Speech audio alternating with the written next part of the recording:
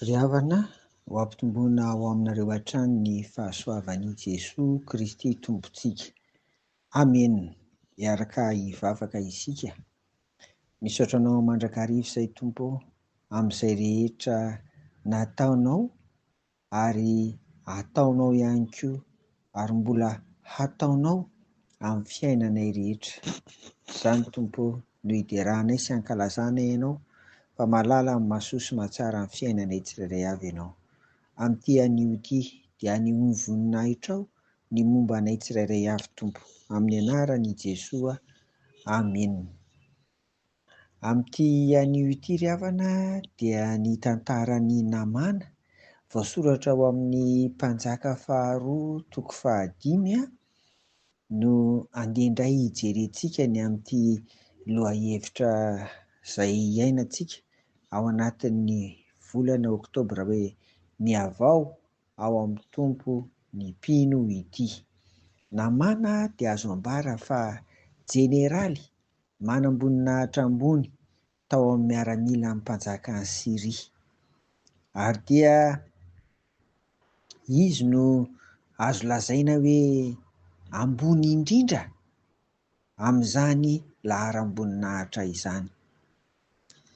Ny akanjo fanamian'ny manam-boninahitra ambony dia fantatsika tsara ry havana fa sady mamirapiratra izany no misy an'ireo galoana ambony dia ambony.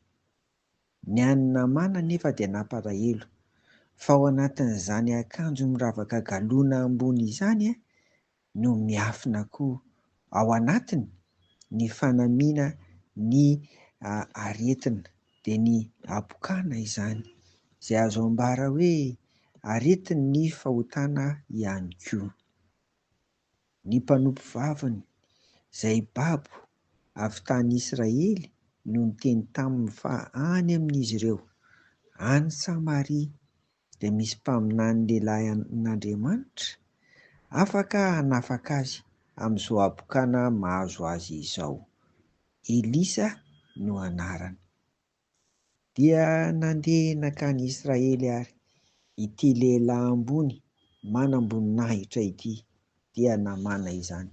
Kinanjo rehefa tonga tany izy tsy arak'izay eritreretiny, tsy arak'izay nandrasany no natao taminy. Voalohany tsy mba nivoaka ny tsena azy akory Elisa fa inona hoy ianao, olona indray no nirahany, nilaza taminy ny amin'ny tokony ataony dia mandro impito ao amin'ny Jordana. Somary tsy nakasitrahana izany satria izy any aminay koa ny mba misy rano tsara mihoatra noho ny Jordana, Abana sy faripara. Koa maninona ny dia izany fotsiny dia mety hasitrana raha izay. Tsy araka ny eritreretiny koa ny fanasitrahana anazy ary nahatezitra azy mafy satria ny heveriny fa hiantso ny anaran'ny Tompo Elisa ary anevaneva ny tanany eo ambonin'ny aretina dia ho sitrana izy. Izao anefa ity lehilahy manam-boninahitra ity dia manana toetra miavaka satria manana fanetretena izy. Na dia be galoana azy izy dia manaraka foana. Voalohany tenin'ity mpanompo vaviny any aminay misy, faharoa eto koa dia mbola izy nanentana n'ity tompony ity ny amin'ny hoe mba harao ihany.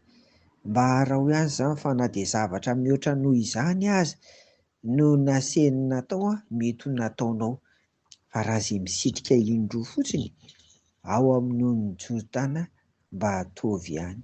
Dia nanaraka i Namana ka hoy ny Mpanjaka faharoa toko 15:140 vakiana amin'ny anaran'i Jesoa dia nidina izy ka nisitrika tao Jordana impito araka ny tenin'ny lehilahin'Andriamanitra ary ny nofony dia tonga tahaka ny nofon-jazakely.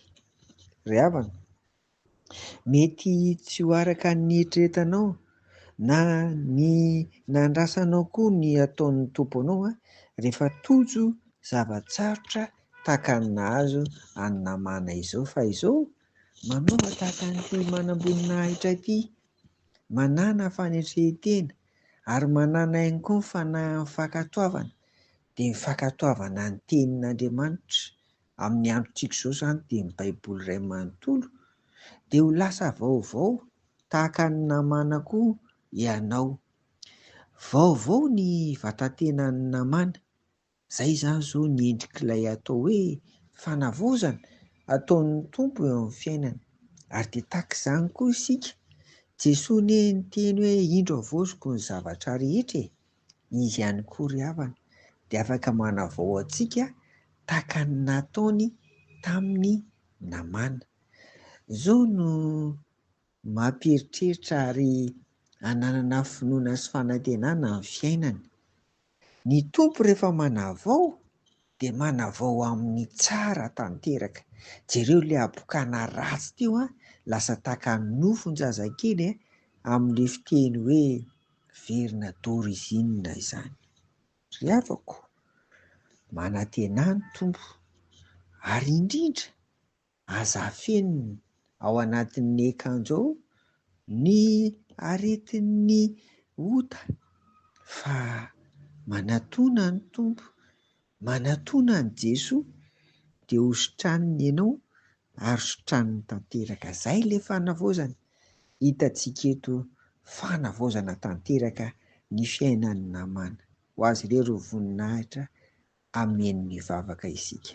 Misaotra Tompo fa nanao izany tamin'ny namana ianao ary inonay koa fa hanadio, hanasitrana ary hahatonga olom-baovao ao anatin'ny fihavaozana tanteraka an'izay manatona anao. Amen. Ho aminao ry havako ny fiadanan'i Jesoa. Amen.